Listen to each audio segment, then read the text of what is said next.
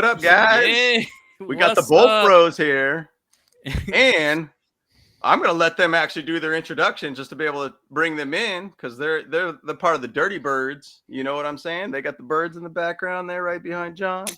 You got Mike, got that fire sweater, by the way. You know, looking good, dude. 'Tis the season. Yeah, that's Tis the season. Actually. It's the Outta Your Falcon Mind, boys. We in the building with the broke bows. I just want to start this off. I'm blown away at the intro. I'm blown away at the lead up. The lead up was epic, so I know the show gonna be good. I'm excited to be here. Yes, sir. Yeah, man. Yeah, man. Thanks for having us, guys. Thanks, Mike. Thanks, John. Yeah, we're hyped to have you guys on the show, man. And we're excited about this game this weekend, man. Because I'll tell you what, it's kind of funny. I was kind of reflecting about both of these franchises, and I feel like some ways or another we're very similar in a lot of historically, like, good games and bad games and highs and lows. And it's just kind of an interesting comparison of these franchises. I don't know if you guys seem to agree with that for sure. Yeah. Yes, I seem to agree. The only difference is I think we will win by like 50 or 60 on Sunday. So that's the only difference in my opinion, buddy. I think we win by like 50, 60 points. Oh man. I mean, I don't know if that's the right channel to talk about that way, but yeah, we can go with that, guys. We can go with that. I'm about to make my whole screen go black. Yeah, right. Yeah. Let me just hover over this mute button right now. Yeah. Man, I mean, if it's anything like the freaking Jaguars game and then the Seahawks game, like you ain't lying though, like we in heat right now. I tell you that much, right? So because I mean we've and just to kind of chat with you guys just a little bit. And actually, I want you guys to plug your channel a little bit further and everything. Talk about you guys, your history, and everything before we really jump into things. So, Mike or John, I'm not sure which one you want to jump into on that. Yeah, man. So that's cool. Yeah. So our channel is Outta Your Falcon Mind. Obviously, we cover the Falcons. Name. Yeah, I mean that was all Mike. When we started it, I was like, dude, we gotta come up with a good name. And then that was the first one he texted me. I was like, best. That's it. That's it. We're done. We're done. So so we went with that one. And now Mike and I, we've been best friends for shit, man. Probably was this 12 years now, 13 years, something like that. We met. Worked together at the same spot. He just moved down from DC, and he grew up a Falcons fan because of the guy that he's wearing on his sweater right now. Awesome. So we just got to talking, man. And for every Sunday for 10 years, we'd call, text every time and every day. And then eventually we're like, dude, we should just start a podcast and see if it takes and see what happens, and see if we started about a year ago. And I mean, it's actually taken off pretty well. So, I mean, we're doing pretty good with it, and we enjoy doing it, which is more important. I mean, we have a blast talking every week, like with you guys. I mean, talking with, the list, the guys that get on with the live stream and comment and everything. So we have a blast with it. So. Yeah, man. And that's the thing, man, for us, and I don't know if Kyle gave you too much of a background about us and the Bolt Bros and such. And I mean, we basically been Charger fans our whole life since we've ever known about football. I mean, Kyle and I were both born in San Diego. My older brother, his first NFL game was against, what was it? What game did he talk about? It was a game out in San Diego. I think it was against the Steelers. I think he said Steelers or something like that, and he just basically fell in love. And that was back in the '80s and everything too. And it's just, man, we got a long history with this team. And I mean, every Sunday comes, we all are sitting there on that chat thread talking about the game, like, oh, this is looking good. And then guess what? In the end, we end up crying because they end up hurting our feelings again. And I know, way to lose, dude. You're speaking our language, buddy. Yeah, I mean, we've got the ultimate low with the Super Bowl. I mean, so I don't even. It's not even. It's like dating a stripper, is what we like to say. Like you're gonna get hurt, but you do it anyway. Like dating a stripper. But I have to say this, man. I respect you guys so much because I think that we had a cool name, and I think that you guys got a cool ass name. And I respect his shades he got on and your jersey you got on, man. You guys are the best dressed duo. Look, he got him too. Man, I'm in heaven right now, man, because you guys are just like us. So I love it. That's good. That's good. No, 100%. You guys got good vibes. I've been watching you guys a little bit, because like I do a little bit of opposition research, I always call it. And so like I'm like, oh, okay, like these guys know what they're talking about. I like their vibe and they got good stuff going on. So yeah, you're right. So yeah, like we chilling, So yeah, man. We love it, dude. We love it, guys. And you guys are East Coast dirty birds over there, and then we're the West Coast kind of version, I feel, of each other. We tend to have those painful games too. And this year, and just kind of give you a small recap of us and what we've done. I mean, we are 4-3, but we've been blown out for 2 of those 3 losses, and Jaguars and then the Seahawks. So it's been kind of an odd season because we've, even to say, going back to the Browns game and going to your game last weekend against the Panthers, very, very similar type games in a way, where we basically had a 4th down, which we call our 4th and Staley type calls, where it just kind of was a real weird call to make. They ended up missing a field goal for allowing us to win that game. And it was a really weird thing, but Brandon Staley loves kind of making those risky kind of plays. Right. And then for you guys last week, man, that was a game. Look, man, I experienced every human emotion within a 10-minute span. Like I couldn't even I was, my dog ran out of the room. My wife thought I was insane. I mean, because I was like, when the Hail Mary happened, Mike and I both talked about it. We were just dead silent. I just stared at the screen like, you got to be shitting me. Like, this is really happening again. And to be honest, was again is how we feel. By the way, that throw was absolutely. It was a throw of the year. Yeah, I mean, even Arthur Smith. Yeah, Arthur Smith after the game said he didn't think the ball was going to get there. And no way. And it is, and it just, I mean, it was an amazing throw.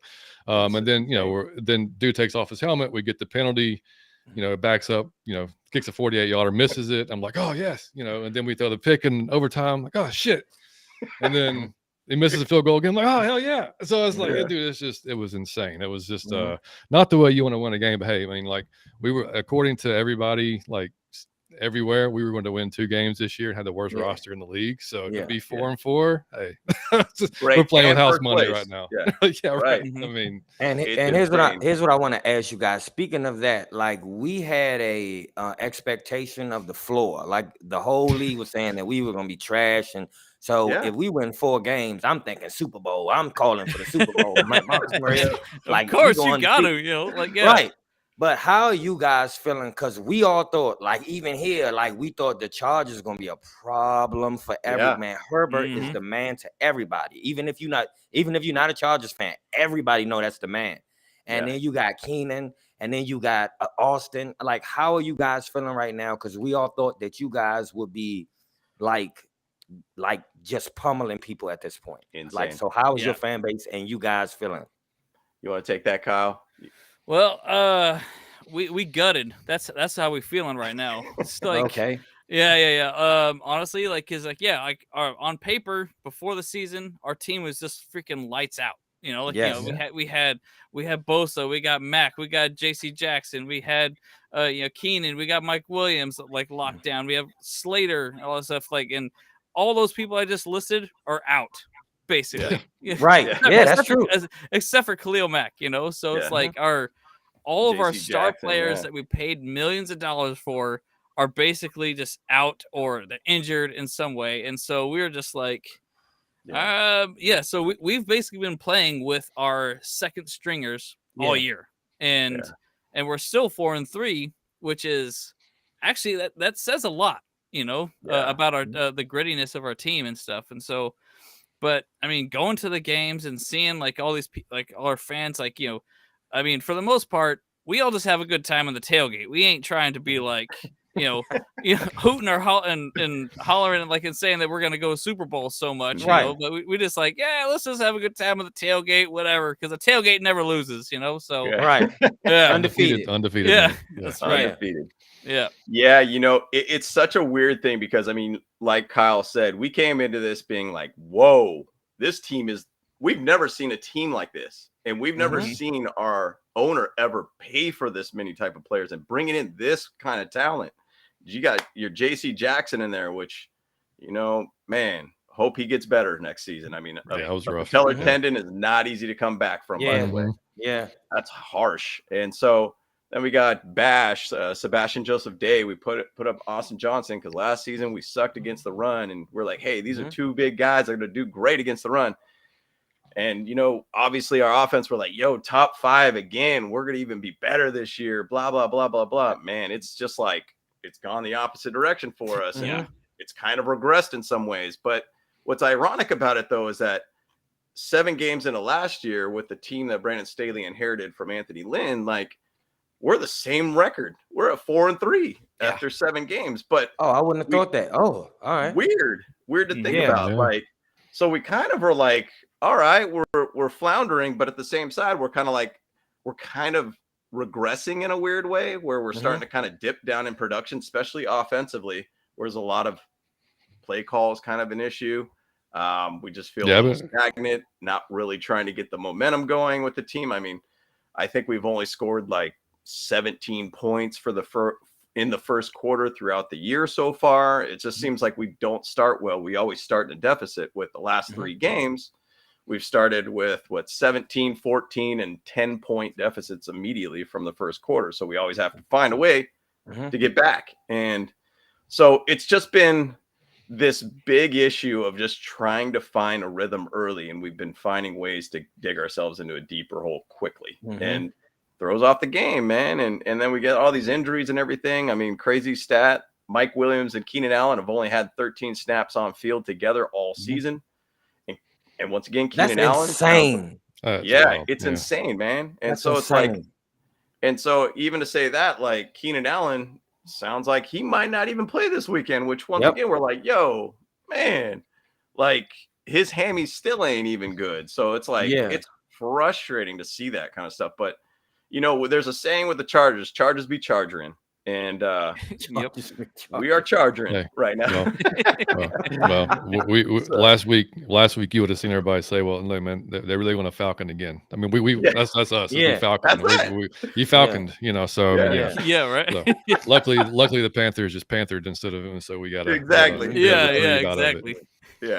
But I've been seeing a lot of like preparing for this show, like a lot of Chargers fans and like podcasts. It seemed like Lombardi is just not a big fan of or not a big favorite for anybody right now. You ain't said the half of it, man. Like, it's so funny. Actually, I made a video where it was I haven't released it. I don't know if I will because it's too good looking. Kyle got a diss track.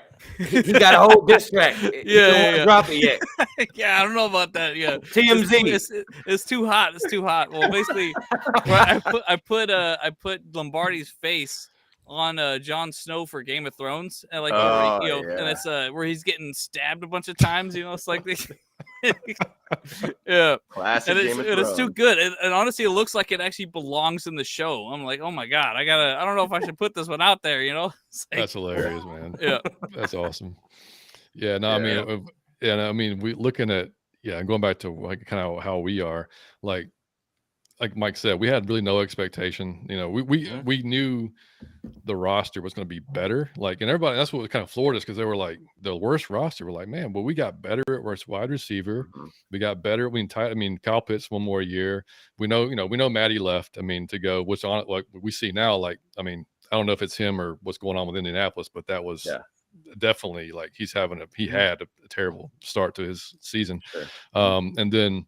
Some upgrades on defense. AJ Terrell coming back, which by the way, he's out this week. So I mean, you guys are missing your top 2 receivers. We're going to be missing our top 2 corners. Yeah. So it's going to be the battle of the number 2s this Sunday, man. But unreal. I mean, we kind of knew the culture that Arthur was trying to build here. So that was exciting for us because it was like he came in and he didn't give a damn about your contract, about how long you've been here. It was just like, what are you going to do on the field? How are you going to perform in practice? Are you going to be, you're going to buy in?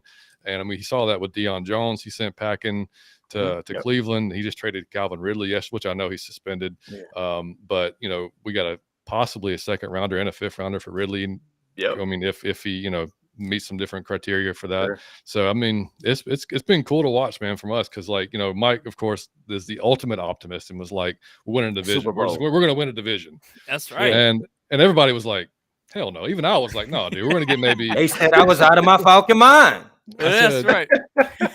Yeah, I said, like, And we number maybe, one in the division, baby. You gotta love it. Take it. yeah, Take yeah. it. And I said maybe 7-8 wins tops. That Yeah. was my guess. So, yeah. I mean, we like I said, we're kind of playing with house money, so it was which is good and bad, because also when you start winning, the fan base's expectation kind of goes up a little bit more. Yeah. 100%. So, because we're like, honestly, we're in the second year of just a teardown. So, like, we expected, like, this year was going to be kind of rough. Mariota's the quarterback, kind of a bridge guy for Ritter, possibly. Not going to we'll see what happens there. And then next year, then we're going to have like $90 million to spend.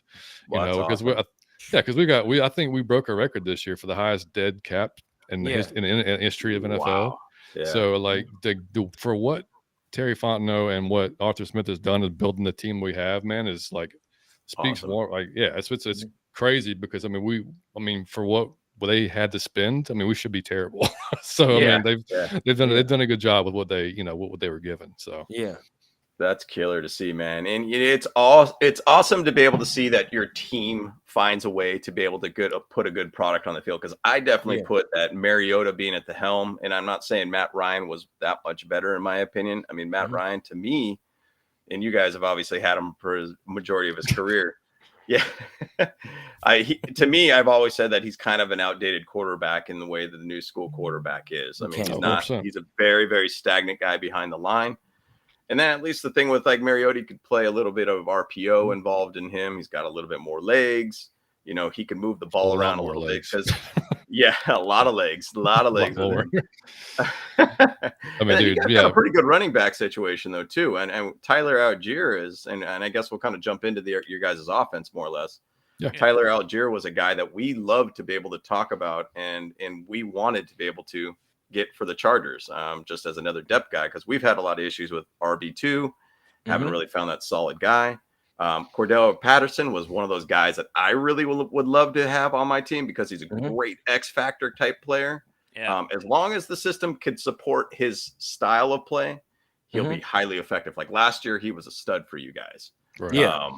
So I don't talk a little bit more about your guys' offense and everything like that. And I want to say this. I do not like Marcus Mariota. I always say this, like, he's if plain white toast. If you was really hungry, you just get a piece of plain white toast. How hungry do you have to be to eat this, right? Yeah. But the one thing I will give him is I love Matt Ryan, but one thing is we were playing a game and it was 3rd and 13. And I just figured, well, we not. And the man took off and he got the first down. And that alone is something we haven't seen. If you are an Atlanta Falcon fan, I'm like, what is happening? That alone, the boy Wills alone, is just, I believe he's not lucid. I just believe he don't look lucid on the field. He look like he in La La Land sometimes with his decisions. Right. I am not a fan, but I will say this. If we run the ball like we run the ball, as long as he plays competent, we win the game.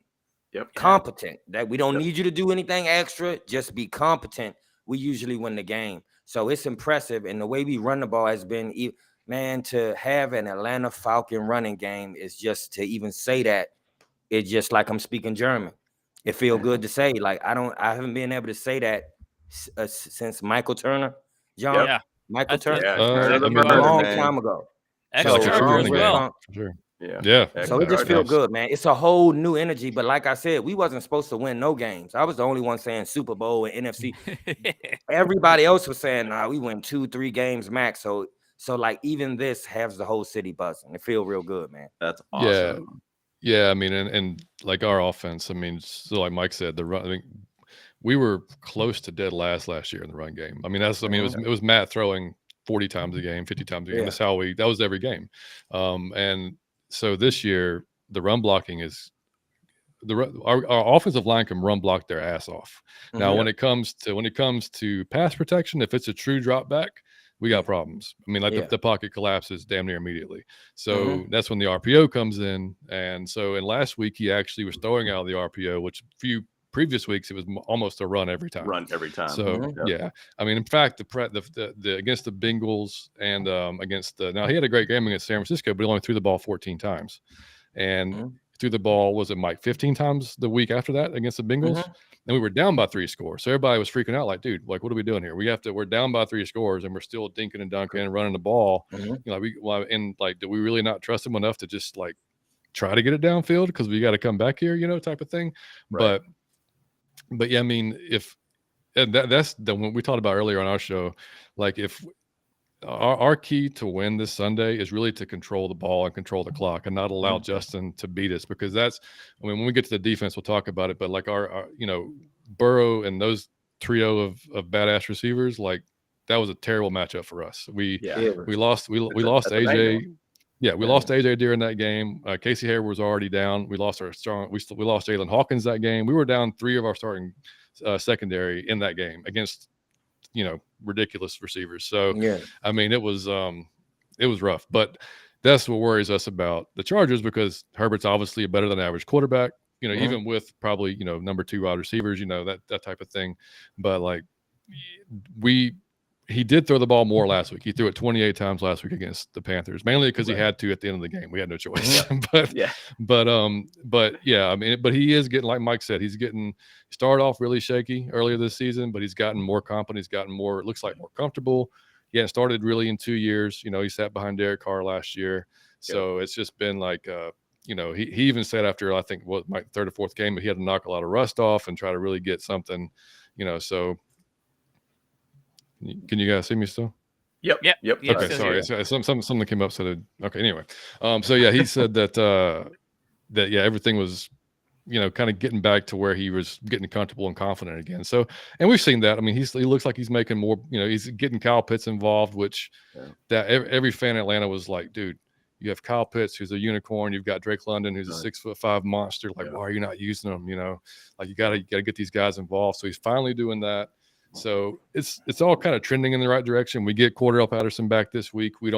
He says he's about 90%. So we'll see how that translates. Because like you said, Tyler Algier, I love Tyler too, man. Like that when we did like a draft, like went through each position before the draft, and Tyler's the guy I wanted for the Falcons, and he was the only pick that I got right that we actually got. He was. That's for all of us, you know. Yeah, right, exactly. And so I was ecstatic to get him, because like watching this film, you know, great pass catcher out of the backfield, runs angry. And I'll say that about all of our backs, man. They all downhill runners. Caleb Huntley, Atlanta guy from Ball State, came out of nowhere really. And like this year, I mean, I think he went over 100. And just, I mean, just they're just angry runners, man. They finish strong, like all of them do. And CP is just another animal. Like he when he gets the ball, he's almost at top speed. Like it's crazy. Like that, how much, and I think that's kind of his return self kind of, you know, showing up in that. But I mean, yeah, that's pretty much our offense in a nutshell. Man, you know, and the thing about it is that if you guys run the ball on us pretty heavily, which I expect that a lot this weekend, we have had this issue of allowing big plays to happen. And we've been trying to find a way to be able to stop these massive 71-yard runs or whatever it might be. I mean, that's what ends up killing us. If you guys probably, in my opinion, and if your guys is Arthur Smith watching this show, I guess I'm going to give him a tip. Just run the ball on us. Bottom line, just keep drilling the ball on us, because you'll find a way to crack a couple of them on us. And we've had that as a big issue for us. Our stats, I think, are saying one thing, but really it boils down to almost like 1 to 2 plays a game that just completely destroys us. And so that's kind of our big thing here too. So like, if you guys run the ball and you guys have the players, I mean, Cordell Patterson, obviously he's an X factor type player that could really move that ball through the air or through the run. Tyler Algier, definitely you could do that. Right. You know, and even to say Marcus Mariota, I feel like he's got some legs on him. He can move around quite a bit. So if you guys end up doing that, it's going to be a long day for us, but it'll be a good day for you guys. Man, I will let him know. I will let Arthur know, and Arthur Blank, as soon as we go on the podcast. Whatever tips you guys have, I will email, and they won't read it, but I feel good that I sent it. So listen, I have to ask this, because like I don't speak to Charger fans, because we weigh in a whole nother. I just want to know this for Kyle and James. I got a personal question. Your all-time favorite Charger is who? So I'll dig back to my youth time when we went to the Super Bowl was Natron Means. Oh, So, wow. Oh, you went way back. That was my people don't even know who jersey. that is. Yeah. What Oh, a beast! What a nobody. beast of a running back! Oh my god! Yeah, Oh, people man, don't even just know a who that is. bowling ball. Please, Yep. if you don't know who that is, Google it. Oh, he was the Yeah. man. Just a Good one. straight bowling ball, and like That's the a good guy one. would just Damn, I run forgot people about it. over. Yeah. He was my first Chargers jersey, and number 20, man. So Yep. Natron was my man. I've always been a big fan of running backs, and most people always say LaDainian Tomlinson, which absolutely was Yeah, okay. an absolute stud. But I'm digging in the crates here, guys. I'm Yeah, digging I in the love it crates. though. Yeah. I like Natron James. Means was my man. Yeah, Kyle, what you say? Oh yeah, 100%. I'm going back that same time. You know, Junior Seau. You know. Yeah. Oh, Yeah. okay. Love it. Yeah. You Beast. know, he's Yep. such a beast. I mean, a lot of people will definitely know him. You know, Yeah. because he played for a lot of years. You know, like in. I'm still a little salty that he actually didn't win the Super Bowl when he was with the Yeah. Patriots that one year, the Yeah. undefeated year. So Yeah. but then again, it also felt nice that that Brady didn't win again. That Thank you, Exactly. buddy. Yeah, Double-edged you sword know. on that one. yeah. But yeah, no, man. Like Junior Seau was like one of my favorite people because he was just always out there. Like he was a straight up ball hawk as a linebacker. man. You know, so Yeah. And he ran 100% on every play. No Every matter what the play. play was, he Yep. went all out. Every Yep. play, man. Yeah, I mean, I he- like he was Rodney Harrison, man. He's my Yeah. all-time. I love Rodney that's Harrison. dope. Rodney. That's dope. Yeah. I like he He'll lay was you the out. man. Yeah, He Rodney was was the the man. man. Oh Yeah, yeah. man. And then John, who you got? Who you got? You Uh, have to all- pick a Charger, buddy. Your all-time favorite Charger. Me? Yeah. Man, I gotta say LT then. If I'm gonna, I'll be LT, different there and it say is. LT. Yeah, that's easy. Yeah. Easy. It's easy. Yeah. He's the worst broadcaster I've ever heard. He sound like he reading when he calling. He be like, and then he ran in for a touchdown, and I'm like, I Yeah. love LT, but stop, please do something. Don't Yeah. do that. That ain't for Yeah. you, LT. No, there's definitely some times I'm like, bro, just like you good. You just like Yeah. you're an amazing football player, but Amazing. broadcasting, yeah. Yeah, love Yeah. him. Great Yeah, answer, man. man. I love it. I was a season ticket holder in San Diego when LT was the man there. And, it was such an interesting feeling with him because when he got the ball, like everybody was at the edge of their seat because they were expecting him to just rip one. And that guy was just a unique talent, man. And, it's sad that he never got to the Super Bowl. I mean, that's one of those players that, jeez, man, he should have got to the Super Bowl and at least experienced that. And he looked the coolest, man. With the Oh. visor on, man. LT Mhm. looked like he came for business Yeah. every game. Yep, look good, feel good, play good. I think that was Jerry Rice, all right? Oh, no, That was that was prime time. Yeah, Yeah, He yeah, always says that, yeah. that's right. Yeah, look good. I feel won't good, allow feel you good. to give Jerry Rice credit for what Dion's words, buddy. I won't allow it. All right, my bad. I was thinking a Niner for some reason. I was like, Jerry Rice? No, I don't know, but I think he preaches that at Jackson State now, too, doesn't he? Yep. That he does. Yep. Man, that's what I'm talking about, man. He's a legend, absolute legend. Well, you guys want to chat about your guys' defense? Tell me about your defense these days. Well, What defense? well, I don't know what you speak of, sir. I don't speak whatever. I mean, that's something John, we you can wanna- skip over that. We were Yeah, having fun man, talking about the offense. The Grady running Jarrett. game I is- just say Grady Jarrett, but John, Yeah, you go yeah, ahead. no, look, yeah. I mean, obviously, yeah. Grady Jarrett is the guy that Grady looks like he's 22 years old again. Like this Yes. year, he's looking amazing this year, and it's mainly because he's finally got a running mate next to him and Taquan Graham, which we've been asking for years. Like it's been basically just Grady by himself, and so it's easy for offensive lines to go, okay, let's just double Grady, and then we'll take care of whoever else is on there. So the fact that he's playing the way he is out of his mind. I mean, y'all probably saw the Brady sack that got flagged that was ridiculous. Oh my god. Yeah, just retarded. So, but yeah, I mean, we've got a lot of young guys. We got, I don't know if y'all have seen Troy Anderson play or not. Sure.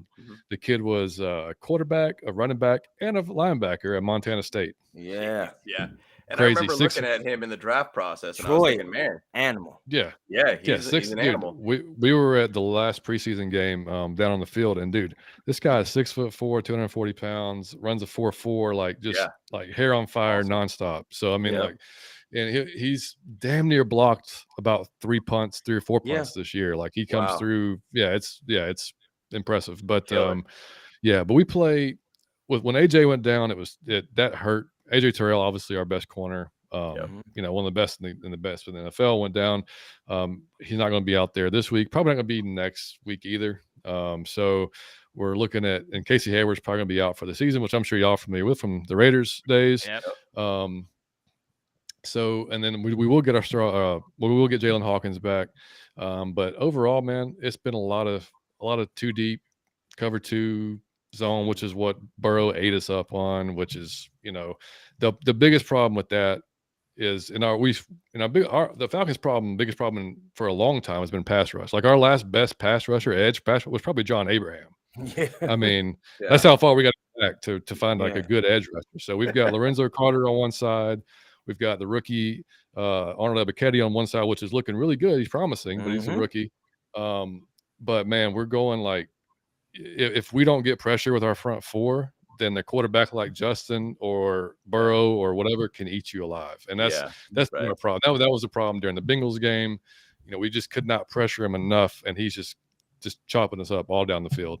So that's our biggest concern really going into Saturday into Sunday is if we don't get pressure on Justin, I don't care who's catching the ball, he's going to find somebody because I mean we're depleted in the secondary, and it's our key every week. And it's funny because Arthur, not to go back to the offense real quick, but like for the most part, Arthur runs the ball. He wants to run the ball nonstop. That's his thing. Like he loves running the ball, but he sometimes, and Michael will attest to this, a few times he tries to like outthink himself. And we're like, dude, like, no, what are you doing? Just do what's been working. That you think that I think that you thinking that I'm thinking that you thinking, and we lose the game. Right. And so it's like, dude, just do what's been working, man. Like you ain't got to get crazy here and do something stupid. So I think he's learning because we've seen less of that this year than we did last year. Because second year head coach, you're gonna have your bumps and bruises. You're gonna learn. But so that's kind of been the deal with him. If he sticks to that type of game plan where we chew up a lot of clock and we don't give Justin a lot of possessions, then sure, we're in good shape. But I mean, that's I think we have the 32nd pass defense in the league. So I mean, it's not. It kind of is what. It is what it is. Yeah, and also a crazy stat on the offense. We have, I think we have 30th in pass attempts and 2nd in rush attempts. Zero balance whatsoever. No balance. I mean, it's crazy. It's crazy to see stuff like that. But I mean, there's some identities of teams. That's what they want to do. Like the Browns basically are like, run first, run. We'll keep running and tire you out. And it works for them. I mean, they got a great O-line to be able to back up that run game. I mean, Jacoby Brissett so far, he's doing okay. I mean, he blew out, the Bengals recently, which that threw me off. He really is playing good, buddy. Yeah, it tripped me out. Like he's actually doing okay. I mean, and just to think if they do get Watson back, like, could they make a run? Like, could they make a run if they stay in it? And there's a big pack of just a lot of teams right now, just kind of just being at that 4-3, 4-4 kind of area. You just stay in that zone. Keep trucking along, dude. You never know. But I was gonna get back to you guys on your defense too, and like how you guys have to get after Justin. And I mean, with us. When Justin got his rib cartilage injury week 2, it was such a I'll give you a exact situation of what happened and how he's laying on the ground and he's all hurt. And I'm like, oh man, week 2. Is this really about to happen? Justin Herbert's out. Like, this is not good. And then he ended up trying to get up and he tried to like run for that first down, and he could have ran, but then he just threw the ball on the ground, and we're like, oh, this dude is toast. We are toast, guys. And then next play, what does he do? Have a straight laser to DeAndre Carter catch, amazing catch. And we're like, yo, he's back all of a sudden. How did that happen? So from that game and since that game, and then actually to end that drive, he ended up getting that touchdown in the back end to Joshua Palmer, I believe it was. Since that game, we have not seen like that same Justin Herbert. It's been this like real small dink and dunk kind of situation for us. Our O-line has done really well for us, even with the injuries of Rashawn Slater being out, one of the best left tackles in the league. Sucks. But then we ended up having a Georgia boy, by the way, Jamari Sawyer. Man, I wanted him. Our left tackle. Yeah. I mean, dude is actually ranked as the highest ranked rookie lineman in the league right now. And we got him in the 5th round. Crazy. Yeah. Okay. And so he's playing left tackle for us and doing great right now. And then we got Zion Johnson, right guard, who's been doing phenomenal for us too. He finally got his first couple penalties last game for the season. So he's been a really diligent player for us. And then Trey Pipkin has been our right tackle, which has been a blessing, because if you guys see Storm Norton come out there as one of our offensive linemen, the strategy is on the right him. side. Attack him. Oh, yep. Just go there. Write that down. I'm giving you guys tips here. I'm Okay? telling you, I'm sending all this in an email. He will not read it, but I got to do my due diligence. Do it. I'll be nice and give one to Brandon Staley. So, our left guard Elijah Wilkinson didn't practice today and we don't know what reason. Arthur just said that was something he's been dealing with for a while now. So we don't know what that is. The problem was Matt Hennessy, who is our backup center, who is not good, was taking snaps at left guard today. So if Matt Hennessy starts at left guard, attack him. There you go. But I can't lay it out any easier for you. James just detailed y'all a drive play-by-play from week 2. If you don't think the Balt Brothers is a serious podcast, you out your Falcon mind, buddy. He just detailed a drive that was from week 2. Play-by-play. You got from he wasn't reading nothing or nothing. He did that off his head. All the top of the head, dude, man. And because that was like, I remember the commentators being just like, boom, jumping out of the seats after that one, because I did the same exact thing too. I was like, what did I just see? This guy is a Terminator. Is he still hurt? Yeah. Oh yeah. I mean, he's not going to be listed on any injury reports and stuff like that, but that injury does not heal well at all, you know. So like it takes 6 months plus to be able to even heal that injury. So he's out there still doing it. Now, the thing is, so since that point, like, we haven't seen that same type of offense where he's throwing like long balls downfield, and really just getting that accurate kind of throws. So I think we're like the 3rd worst in the league of yards per pass attempt or something like that. Like, we're really, really low. And there's only like 3 teams in the league. And I think, ironically, actually, the Falcons are one of those that are like under 10 yards per pass attempt. Or something like that. Short. So bizarre. Yeah. It's so strange. So for us, it's kind of a weird thing. And so the way I look at our defense your guys' defense and how we would attack it, I mean, when I start looking at things as if I was a coach, how do I attack this defense? Well, I mean, you guys give up about almost 307 yards a game over the air. Well, we got to find a way to throw this dang ball down the field again. And so if we don't have Keenan Allen, that's going to be a different story for us. I know we have our tight end, Donald Parham, who should be coming back, 6'8", perfect guy for the red zone tight end for us. Yeah, if you play Madden, he's literally a tight end machine. You just throw it up at him, and he just jumps. He'll catches everything. Catches everything. So I got a great question.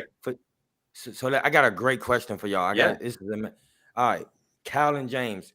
All the time that you've been watching the Chargers, right? You got to see all the great players. So now you are in a season where you're struggling with your quarterback is hurt and a few players are hurt. If you can bring back one Charger that you have seen play, and you can bring him back for 1 year at the top of his game just to help the team you have right now, you can bring him back this year at the top of his game for 1 year. Who you bringing back as a great San Diego Charger to help this specific team this specific year? I love the way I got him thinking. I got them both staring at the ceiling. Out of your Falcon mind, you got no. I'm looking up at the Charger gods right now. You know. There you go. Please help me something. So man, actually, I'll say my answer. I think honestly, I would like to see Sean Merriman back. You know. Man. Oh shit. Okay. Yeah. Suit him up. I mean, obviously, I would probably say Junior. I'm torn between Junior Seau or Sean Merriman. Probably because our defense is struggling by far right now for sure. And we really need someone like a captain on that defense, to lead it, and to get it out there and stuff like that. And linebacker is one of our struggling positions, I would say as well. So that is something I would want to see, like someone to revamp that defense a lot more. So. I love it. James? I'll keep it at his top of his game right now, Antonio Gates. And I was gonna go Kellen Winslow. And I was like, that's a little deep further back. But then I was like, Gates is one of the best tight ends of all time. Right. I mean, that guy has scored touchdowns after touchdowns after touchdowns. And I remember, and I'll even dig in the crates on this one. The first game that I was like, this guy is the man, like, was against the Cleveland Browns, snowy game, low scoring game. And this dude caught a ball and it was just dumping. And it was 0-4, I think this game was 0-3-0-4, something like that. He caught a ball like on the sideline and he was just flat foot running the whole way. And it was just this long touchdown. I was like, wow, this guy found a way, because I think the game ended up being like 10-6 or 7 or something like that. Mm-hmm. And he got this touchdown that was just insane. And I was like, I think we got a real guy here, man. Yeah. And from that point on, I mean, 85 has been the absolute one of the best tight ends of all time. And yes. An undrafted guy that was a basketball player at Ball State. Go figure. Oh, never dropped that ball. Never played football other than in high school. Man, look at this guy. And Hall of Fame player right there. And, to beat his record, I think he would get 130-something plus touchdowns in his career. Oh, yeah. No. Unreal. I mean, that's a tough record to pass up. So I'll say him. And the reason why I'm saying that is because, we haven't had a tight end since he's left. And it's been a kind of a gap for us. That's really been that dominant dude for us. I mean, Hunter Henry was good. And Gerald Williams good. Jared Cook, he had his times last year or whatnot. But Gates was just an reliable specimen. And the guy could find a way to get open every single time. And, man, he was the man. I wish. What about for you guys, for the Falcons? Let's pose that question on you guys. Go ahead, Mike. Who would be Mike Vick? Mike, for this specific season. For this specific, if for this specific team, I'm bringing back Mike. Like I told you, I don't want to say hate. I am not a fan of Marcus Murray. I mean, just it's like a cold sandwich, man. It's like bologna. I just don't. It's like, man, I'll eat it if I'm starving and it's nothing else, but I do not want it. So I will bring back Mike Vick. That's his bread and bologna. That's it. No mayonnaise. Yeah, that's it. Nothing. That's what I'm saying. It don't have no mayonnaise. It don't have no mustard. No condiments. And the bread is the end pieces. Man, I got you got the hands on both sides. You don't even got water to drink with or anything. Nothing to drink with. Oh, you're toast. Yeah. I'm telling you, man, like the Mariota stands do not like Mike very much this year because I drag him every week. I just don't care. I mean, it's got to be. I mean, like he's got to damn near be perfect for Mike to be like, all right, he's getting a little better, I guess. And then I'll be like, he's improving. You, John, for like this season, John. For our pass, I just got like the dude I just mentioned, John Abraham, probably, because I mean, we've got to get some pass rush. I mean, like Lorenzo Carter has been good. Like I think he's good enough for us to re-sign as like a rotational type piece. But like he hadn't been getting the quarterback really. But if you have somebody that like Abraham, who is just in the backfield nonstop, I mean, like the motor that dude had. I mean, I would take Abraham this year for sure. Right. I mean, and also, man, we're talking about the offense, or not, sorry, the defense. So Dean Pease's defense is apparently super hard to learn because last year, a lot of our young guys didn't get to see the field because they were just slower time picking it up, right? So that was part of our issue last year. Well, this year is kind of like we're seeing it. Anderson hit the field earlier. We're seeing Richie Grant, who we wanted to see last year as a safety on the field a lot more. He's our starting safety this year. Same thing with Jalen Hawkins. So, and Michael Walker's he's got the green dot. He's our basically middle linebacker. Yeah. But he's still a young kid too, right? He's still younger. And then with Rashawn Evans, who's played with Dean Pease at Tennessee, big run stopping brute, like terrible in coverage, like god awful in coverage, but he'll great run stopper.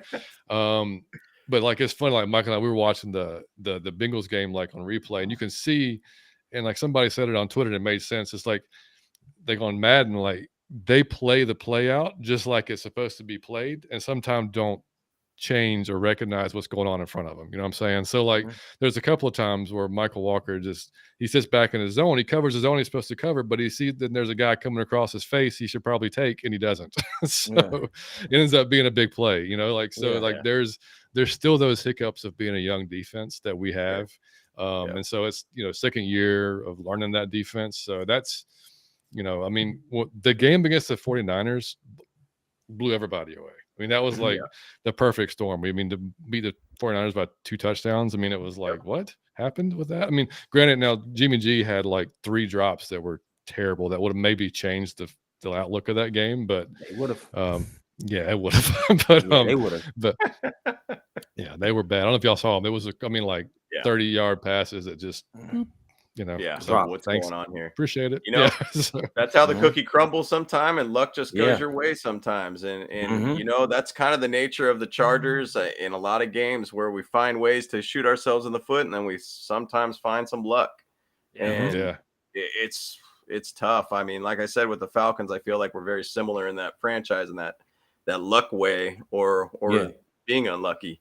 Yeah. And it's tough to watch that kind of stuff, man. And I mean, I've always felt like the way I'm going to go out in life is probably through a heart attack watching a Charger game, man. And what better way to go, though, buddy? Yeah, I'll take it, man. I'll take it. So, yeah. But man, next week after you guys, we get to play the Niners. So you guys played a different type of Niners team, and then now we get the McCaffrey Niners.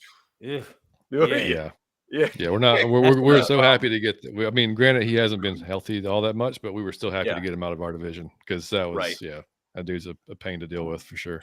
Yeah, he's a menace. And the Niners are going to really utilize him the way that he's being utilized right now. I mean, he fits perfectly in their system.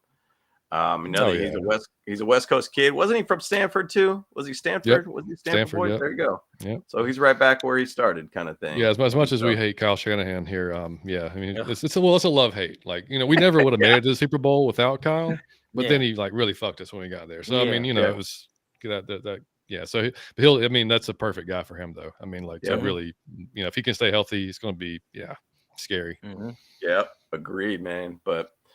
Well, that's good, man. Any questions about our defense and how our defense has been? So I know I've given you guys some tips. Please don't pass them along, but I think Mike is already emailing them out. I'm telling you, I want to know. He's already in the comments. I see you. Yeah. I'm trying to tell you, I got a list already. Here's what I want to know. If you guys, if you have one weakness on your defense, you would say it's just one area of the field or one player that you just like, I do not. He's like, your Marcus Mariota, like I just don't have faith. Like, is there a player on your defense or a position on your defense that you just like, this is a problem? Yep. So we talk about this guy quite a bit. So we like to call him Speed Bump. Speed Bump, 1000%. Homeboy, who is this that y'all call him Speed Bump? I'm dying to hear this. who is this? So if you see number 99 on the field, Jerry Tillery, dude, run the ball at that guy. That guy is lack of effort, and he just gets blown up every single time. A run play, he is terrible at that. So we call him Speed Bump because it's just like he's there, but like he doesn't really do anything. So it's just like a car just driving over a speed bump. That is insane. I love it. Call him Speed Bump. So Jerry Tillery's on the field. Run it at him. Just run at him. That's right. The thing is, though, with the hopes with the bye week, based upon what Brandon Staley has been saying, he's like, hey, we're going to analyze all the players on there, the ones that are causing trouble, the ones that are giving us a problem somewhere or another. And that's the guy that I'm like, please, I just hope I don't see Jerry Tillery on a run play situation out on that field. He could be in a pass play situation. He doesn't do bad on trying to get to the quarterback. Just do not put him on a run situation, because we just get smoked every time. That guy has, oh man, I could go on about that guy, but yes, that's the problem. Yeah. That's great. That's it. Hey, I don't know if Kyle has any guy on his mind that might be a player out there. Well, I mean, defensively. I don't know if I want to speak ill of the injured and the kick him when he's down or whatever, but I mean, J.C. Jackson was awful for us so far this year. He was, because we've been running a lot more like zone coverage and stuff, and basically whoever he was covering, you could throw it to him, and you're gonna get at least 10 yards after catch. And he was like, I think he probably only had like maybe like 20% chance of pass defended. Like he was it was brutal. Like, and so in a lot of ways, it's probably was a better idea for him to be out, because now we have another player coming in, but he was brutal. But yeah, 1,000% though. Like, current player who is actually in the game and actually matters, it's Jerry Tillery for sure. Just run the ball at him. Even Marcus Mariota can run at him, and he would just easy, just walk over him. Well, even if you're seeing the comments in the video here, everybody's just Jerry Tillery. Yep. Like, I got a dog. Yeah, I'm gonna watch this game and I'm gonna be so focused on 99 because that is the funniest shit I've ever heard. Speed bump. He just barely slow it up. He don't stop it, don't do nothing, just mildly slow up the play. Yep, I love especially down slightly, not a lot. You can still hop over that bump and get a good little hop and keep going at that speed, but you ain't really doing much. If he comes half, I will be paying attention. If he comes half, do y'all have a secret weapon? Somebody who's not famous and who's not on Sports Center and all, but who y'all know in San Diego, like that's the dude that he's just not recognized worldwide yet, but that's the dude. Secret weapon, man. I don't know. I think Drew Tranquil is actually pretty. I don't know if he's getting a whole lot of press or not, but he's not necessarily a name brand player a lot of ways, but he's definitely picked up a lot of steam because he's now like the captain of like the defense. He's got the green dot and stuff. And ever since we've had him there, our defense has been on the rise a lot, Yeah. So Drew Tranquil, he's one of our linebackers, and he's not like super popular. A lot of people talk about Derwin James and stuff, and Khalil Mack and stuff like that, But I would say Drew Tranquil is probably our guy that's actually kind of he's still popular enough, but he's still kind of under the radar. Yeah. And he's definitely making a huge impact on our defense. Yeah. So the green dot, I got to pay attention for the green dot. Green dot. Yeah, he's one of our middle linebackers there, and he's a stud, and and I hate to just piggyback off of Kyle, that's probably our guy right now. That's like really that star coming up for us. And I don't know if see him now. Young dude or no? I think it's his fourth year, I think it's his contract year, which we all know what contract years mean. You got to play your butt off, try to get that contract, son. Yeah. Oh, it's his contract year for a speed bump too, but he ain't doing nothing still. We're bumping him out of here. Yeah. Speed bump is gonna be a bouncer at your local club in San Diego. You're gonna go right to the ball. He's gonna be speed bumping out front. Hey man, you got your ID on you? I'm telling you, that's gonna be his job. Yeah. Hey man, if he half-asses it toward if CP's running toward him and he half-asses it, that's gonna be bad news for him. Even Tyler Algier and Mariota, like I said too, Tyler Algier will definitely he'll lay him out. He's got bad intentions. Yeah, they all do. Yeah. Oh, I got it. Sure. Okay. Yeah. And it's interesting in comments, and it didn't even come to my mind, but two other players that they chatted about on our defense. Bryce Callahan has been a stud for us in the slot position. He's been just covering the slot he kills it for us. He kills it for us, and been a great signing for us. His issue has been, really just staying healthy. And for whatever reason, he's doing really well for us this year. He is an absolute lockdown guy for us right now. And then Zont was another one too, who is, Andre or God, why can't I think of his name? Asante Samuel Jr. Yeah. He's been killing it for us. He has actually been making man tackles. And why I say man tackles is a guy that's taking the hit and just getting them right at the point of when they catch the ball and just dropping the guy. I got you. And he's been doing really, really well for us. So it's the thing about us with our defense is that we have a lot of guys there that are relatively young, and this is a second year for a lot of these guys in this system with this Brandon Staley defense, which I think is also kind of a tough defense for a lot of these guys to figure out too. Pretty similar, yeah. But there are those things. There are players out there that are really just trying to find a way to really become solid players. And so, Asante Samuel and Bryce Callahan have been phenomenal for us. Second year for Zont or Asante. And then Bryce's first year with us. So, but he's been in the system before with him at Bears. And I think Denver, I think too, Broncos I as think. well. Yeah. Yeah, So Broncos. yeah. Yep. So those are our guys. James What about had you a great guys, man? point earlier, John, when he said it's like similar, like the teams are similar. I didn't think They about that really are. until I'm sitting here Yeah. talking to you guys. It's very similar. Yeah. Yeah, no, I It's mean the it's same the almost. second year for our defense with Peas Yeah, and it's young the same guys thing. all over the place, and yeah, I mean it's They got a young couple green dot, same of way we yeah, got the young green. Yeah. couple of veterans in there, and yeah, it's Yeah.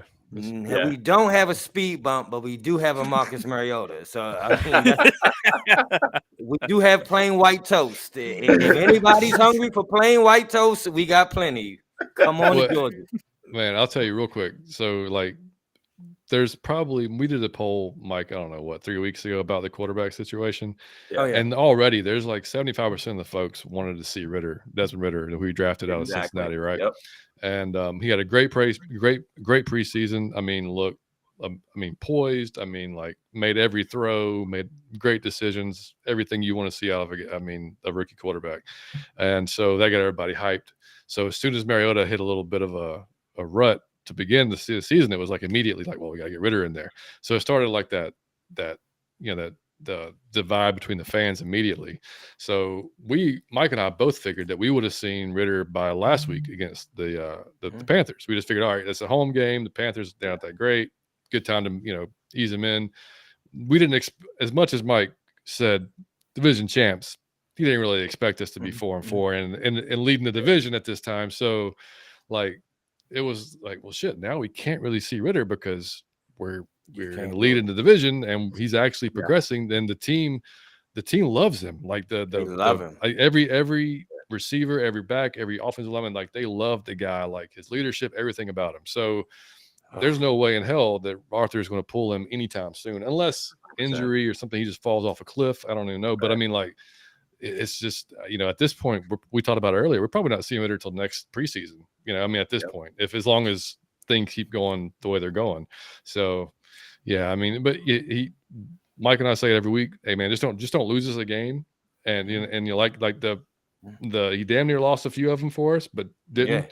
Yeah. But like, yeah, and we had a comment today in our chat session on our live stream. I think it was Big Pop said that we can't give the ball to you guys multiple times like we did last week to Carolina, because if we give Justin, and again, I mean, I know you guys are on, and I'm going to ask you about the receivers in a second, but I know you guys have the backup receivers in, but like if you give a good quarterback extra chances every game, 100%. That's going to end up bad for you. So we can't have those type of turnovers from Marcus this week. We just cannot do it. So that's my question. So with Mike and Keenan out, like, how do y'all feel about Carter and Palmer and like whoever else is going to take that?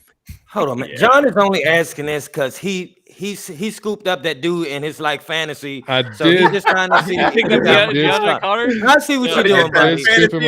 I know what you're doing here, buddy. Man, look, I said earlier, I said I want him to just have a really good day, but we still win. But just have him have a really good day. Get himself 6 catches, 80 yards, touchdown. Hey, I'll be happy. It's cool. So yeah, I could give you a breakdown of each player and say, hey, this is the guys that to be able to look at. And I do a lot of the fantasy football, stuff on our Instagram here. I'm a big fan of fantasy and won multiple championships. So I get it, man. I understand. Hey, Mike and I are actually playing each other this week. Oh, man. Oh, well, I can't give that advice CP now. to play. I can't give that advice. I can't be a part of this. So that's what I'm saying. I've already got Carter, so I'm going to be in there. Because I had Mike Williams, so I'm like, well, shit, he's out. So like, all right, got to go. Let's get the next guy. So you ended up picking up Palmer then? No, Carter. Because Palmer was already taken. So yeah. So I'll give you this, and this is my expectations of what's going to happen in this game. And it's probably going to be very similar, in my opinion, to what last week's game against the Panthers. I think it potentially could be just a high-scoring affair. I think that there could be a lot of offense on the field and possibly a lot of bad defense on the field. So I think what that means is that there's going to be a lot of chances for a lot of these wide receivers, a lot of chances for your running backs to make a lot of plays. So, DeAndre Carter will be one of our guys. And if Keenan Allen is not playing, I mean, it's going to be Joshua Palmer. It's going to be Donald Parham. It's going to be Gerald Everett. It's going to be DeAndre Carter. Basically, I think. Did I say him already? I don't know. I think so. Yeah. Basically, those would be our 4 Bandy's options the at other that guy point. that's going to be out there. So Bandy too, he's kind of similar in the sense of like, hey, he could be a good third down kind of guy, but he's not going to get a ton of targets. The thing is, though, we have been throwing the ball a ton. I mean, Justin Herbert, I think, had about 50-something plus passes last game. Yeah. And how that even happened, I don't even know. And how we still didn't even have a lot of 10-yard plus plays, I don't know. But when you don't got your guys out there, you know, Mike Williams is one of the best 50-50 ball wide receivers in the league. He's a stud. He's an absolute stud for that. Keenan Allen just gets to the spots, and he'll be right there ready for the ball to be able to advance James the ball. looks so sad right now. As he's saying this, it's turning me up. It's my swear, I'm turning up. It's making my heart. It's hard so when he's saying this. Yeah. It's harsh, man. Like, it's harsh when your guys aren't on the field, man. Like, it's tough. Here, cue the tears. Cue the tears. Right. That's how we feel about our corners. The Michael Jordan face. Yep. It's hard. So here's what I'm saying. I do have a question for you guys. Now, Kyle and James said he's still hurt. Like his ribs are still hurt. Yep. Would you prefer him hurt playing, or would you prefer your backup at full strength playing? Or do you still prefer Justin? Like with like the dink and dunk for the rest of the season? Or do you want your backup somebody with full capability to go deep and throw in the game? If you had your pick. Kyle, you want to take that one? Yeah, I'll take it first. Personally, 1,000%, I'd rather have Justin in. Because we got Chase Daniels as our second quarterback, and I think he's probably only had like a handful of game starts besides preseason games. He's a really good quarterback too, and like, you know, he's a really good like kind of coach person for Justin Herbert. And then our third string quarterback, Easton Stick, is very unproven in a lot of ways, and he's just like rides the bench like all year, every single time, you know. So he has potential to actually be great, but he just needs to get that start and whatever, you know. So personally, I would say like if we will start winning games more if we get under 40 yards or 40 attempts passing every game. Like I feel like if we start relying more on Austin Eckler to run the ball and give it, and also our running back too, and motherfucking have, you know, freaking, you know, 2 running back sets out there, you know, get you know or our fullback and a running back out there and start running the damn ball more. 1,000%, Justin Herbert's gonna do way better, you know. But like, we need to stop making him throw so goddamn much. Like that's what's like, honestly, especially if you're injured. Especially if he's injured, man. It's like it's pissing me off. Like, dude, why are you making him throw 50 plus times like a game when he's like not feeling good? It's just, that's ridiculous. That was Matt Ryan last year. That was last year. Yep. I mean, and he wasn't injured. He was just very slow, and he got hit like 60 times a game. So right. And it's crazy what happened with him and the Colts, and they just were like, "Hey, man, you're not gonna play anymore. Sorry, man." Because like every time I watched him play, I was like, "Man, he should not be on the field, in my opinion." Like, no, dude, it was sad, man. Like I watched the only game I've seen in full was the Broncos Colts game on Thursday night, which may be the worst football game I've seen in my life, probably. Terrible. Thursday night game. Oh my God. Yeah. I had no idea why I was still watching it like so late. My wife's like, "What the fuck's wrong?" My wife's a Colts fan. She's from Indianapolis. She's like, "Why are you watching this shit?" I don't even care. And, she didn't care. She checked out. I'm like, it's Matty, man. I gotta watch Matt. It's Matt Ryan, buddy. But even when he had time, now I will give him like the offensive line. I don't know what happened. I don't know if it's the fact that he cannot move and it's like they collapse. But I mean, when he did have time though, it was bad decisions and just I mean, you could tell the arm is falling off even more. And I was like, man, it's time. No doubt. It's time, buddy. Yeah.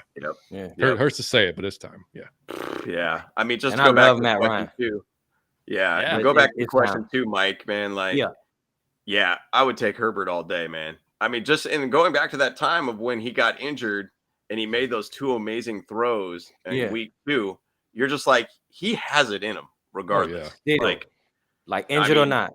Injured or not, take him. Yeah. I'll take him. Like, we could even go deeper back to, like, even to say, like, Phillip Rivers when he was in the AFC Championship game and blew out both of his knees and he was still out there throwing around. And slinging man, it. he's a tough motherfucker. He get no overlooked doubt. for his stuff. That's a fucking tough dude, man. He a gangster in his own way. He 100%. A gangster. He got 100%. A ton of kids, and he fucking gangster for that. But he's a gangster on that field. He's a tough dude, man. He always get overlooked for that. 100%, man. And that guy, I think he never missed a game his career. I mean, he was just an absolute just Iron Man. And like, I kind of hope, and for us as Charger fans, I mean, and for a lot of franchises out there, that we've had a luxury of having a quarterback that doesn't miss games for almost dang near at this point. True. Even we could go back to when we had Breeze in the early 2000s. Just never missed games. And so we are at this point of 20 years basically where we have not had a quarterback situation with a hurt, not having a starter quarterback play for us. And I love seeing that kind of transitioning to Justin Herbert, that he's making it happen. And he's still out there throwing out. He's still top 5 in the league in passing yards this season. He's at 12 touchdowns, 4 picks. So he's like 3-1 basically at this point. Right. I mean, he's still doing his job and he's still doing it well. And my hopes is that this bye week, bottom line, we just need to be healthy. And you know what? I'd really hope to see that Justin Herbert that we all love and see his amazing throws this week and see the offense really open up to what we hope to see. We all love Justin. I hope that y'all know that the world know about Justin. Like, it's not just he's a stud. Everybody knows Justin is the new guy. Like, Justin is the man. Yep. He is an absolute stud, man. And so it's fun to watch that guy. And I mean, you know, sky's the limit for that guy. Sky is absolutely the limit for that guy. So I feel like, though, honestly, like the whole world needs to see him play in the playoffs, though, you know, because you know, when he gets in there, when the game is literally on the line, it's either win or go home kind of stuff like that. Everyone wants to see how he's going to do that at that point, you know, because I mean, and the truth is too, is like, I mean, I love him. I think he's amazing and stuff like that. I think he's going to do great things, but I got to see how he plays in the playoffs, because that's really the real test of a quarterback, you know, like, I mean, and I compared, like, you know, quarterbacks like Jimmy Garoppolo. He's a decent quarterback, you know, but he gets to the big games and he just fucks up, you know. And like, he can't make it happen that last 2-minute drill, you know, like, it's been like at least 3 or 4 times every single time when the game is on the line, he chokes. And so that's what I'm worried about. It's like, I don't want to see Justin Herbert be like that, you know. So but we got to get there first, and that's the truth. Well, and I always go back to the point of how criminal it was that we didn't make the playoffs last year, and we end up losing to the Raiders, our nemesis, basically in the last second of the season. Basically, that was a brutal game. But the thing about that is the treat out of that entire game, and we reference it a lot on our podcast, of those 4th and like forever throws that Justin Herbert made to be able to get touchdowns in the last 5 minutes of the game. Dude, he put the league on the note on. He kept doing it. Yeah, it kept doing it over and over and over. That last drive was like 22 something plays in 2 minutes or something like that. It was like unbelievable. It put the league on the notice pretty much of who this guy is. I think 4 fourth down conversions or something like that. You know, 2 long fourth and 15, 4th and 18, 20 or whatever, and throwing lasers to the end zone. I mean, gosh, it would have been amazing to see him in the playoffs, just to see what he did. It would have. Well, that's what makes me think that he is that guy, because like that's damn near that's as close as a playoff 100% type of game that he would have had. And I mean, like, that's true. Ridiculous. The season was on the line at that point. For sure. But I get Kyle though saying you want that pressure on your ass to see. I just want to see in person how you respond when everything the whole season on your shoulders. Go.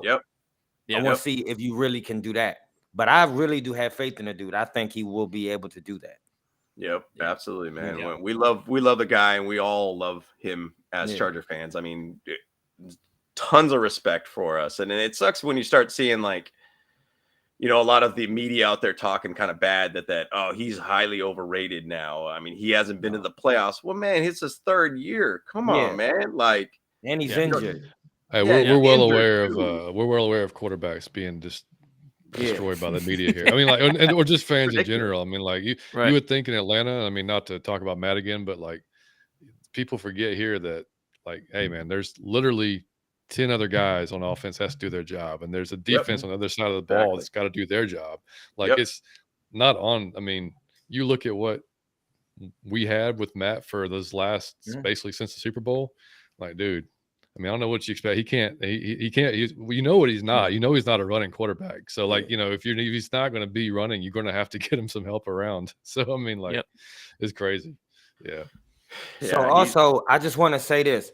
Man, the people, I keep having to say this, the people who are a fan of a team and you criticize your own quarterback and you want him out of there as soon as he starts fucking up, you are not a fan. And I hope you shut the fuck up. Just shut the fuck up. Because there are teams in our league that can go, when you lose your quarterback and you can't find another one, you might go a decade or two as a horrible team because you can't find a quarterback. So don't be so quick to swap out your quarterback when you have a 4-game skid. Agreed. When you have a 6-game ain't playing well. Oh, he washed up now. He overrated. Because it could be 20 years with you just sitting in just like, damn. So just stop talking at you. If you don't understand the sport, if you want to swap quarterbacks so often like that. Agreed. Yeah, I mean, look at the Bears. Took a little while, right? Josh Allen took some time.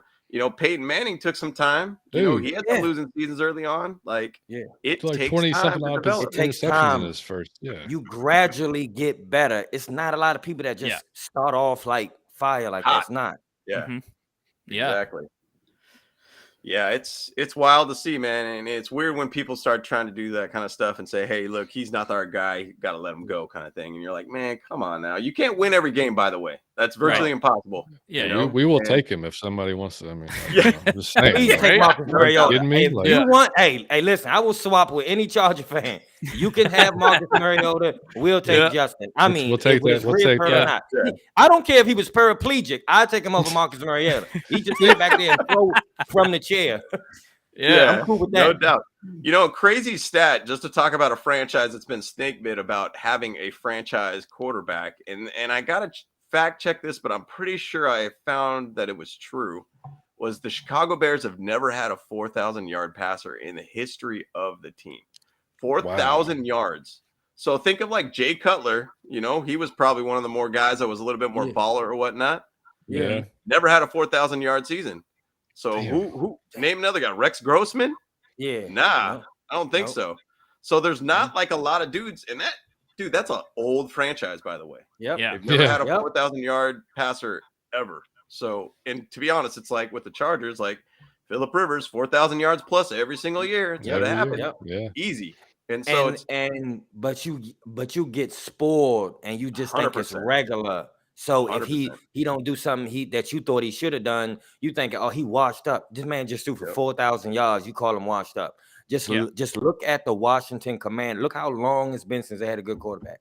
Just look at the length of time certain teams go before they get a quarterback. It might be a decade, man. So you can't be so quick to throw somebody in the trash like that.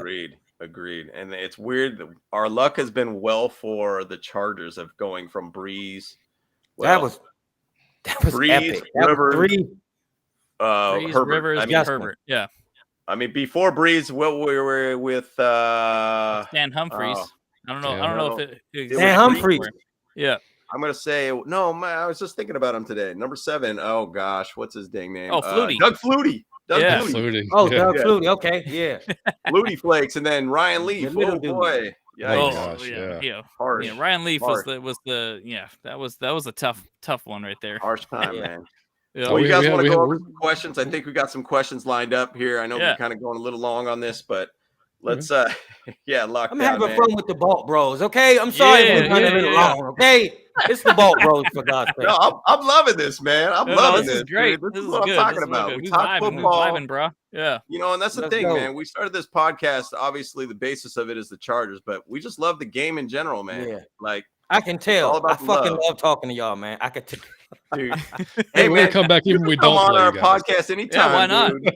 Come on, anytime. Hey, listen. I don't care who you play. If you play the Patriots, I come on your podcast and talk about the fucking Patriots. We could just talk go. shit about the Patriots, though. Yeah, we hate the this Patriots. as well. Man. We don't like those dudes. Well, Tom Brady ain't there anymore, but whatever. Right. Yeah, but they still find a way to blow us up every time, man. Yeah. Well, yeah, they still got Bella cheater, so Yeah, good. Bella cheater. I love Bella cheat, dude. No doubt.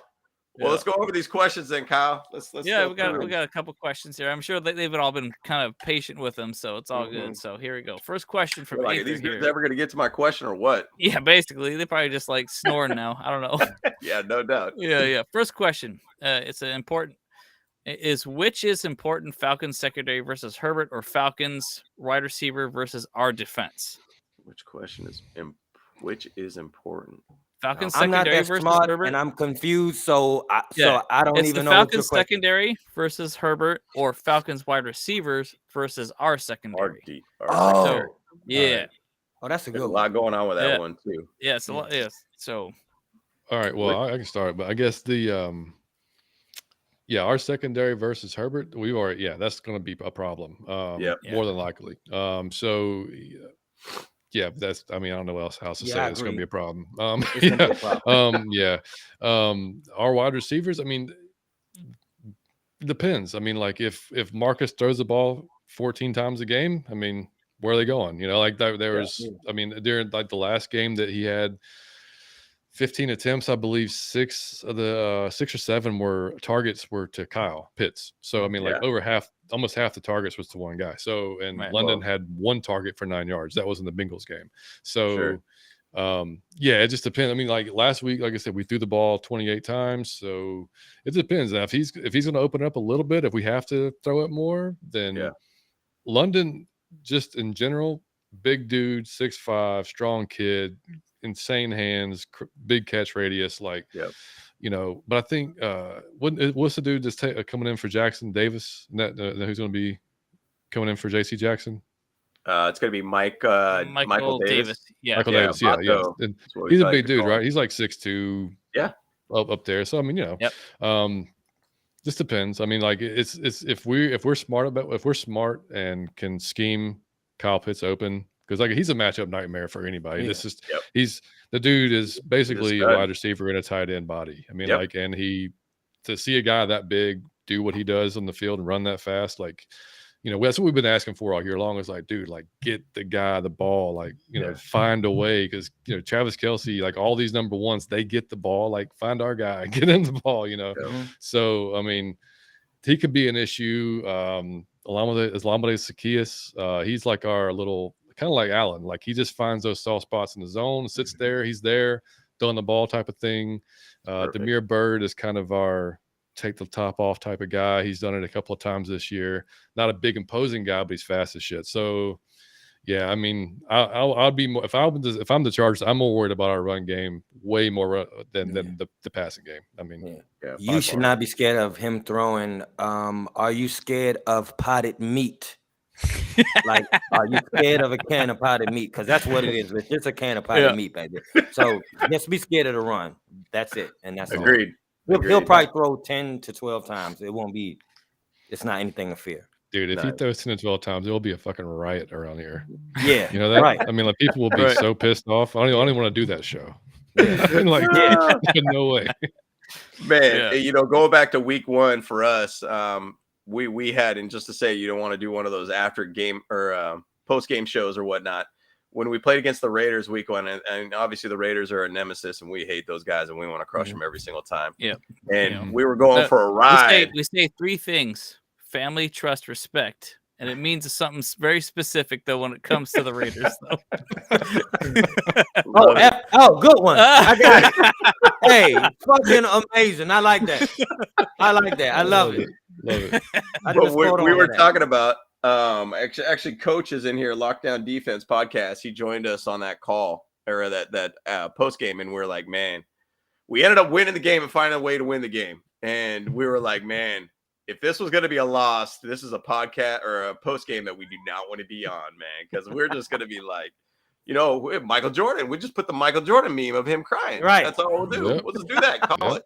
call it done. It's a wrap. Like, so it's tough, man. That's the tough thing about doing these podcasts and everything is that you don't want to go and on those tough games and talk about it. Yeah.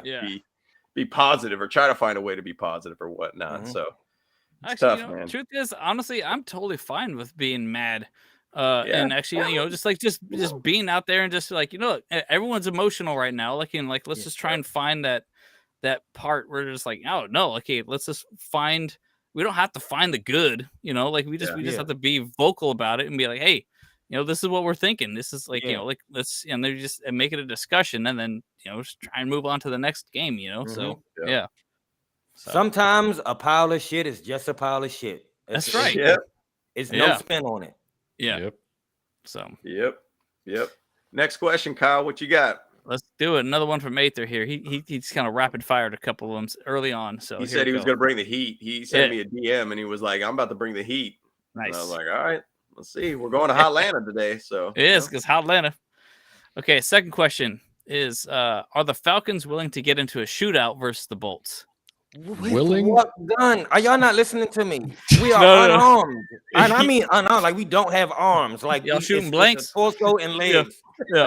Like we don't have arms. So if we had a gun to shoot, we couldn't shoot it. We are running the ball. I'm not even trying to trick you. We're running the ball. It will be no shootout. Yeah, we're not willing to. No, like if it's our choice, then hell no. No, I mean honestly, honestly, I don't think that we even want to do a shootout either. I don't think we want to either.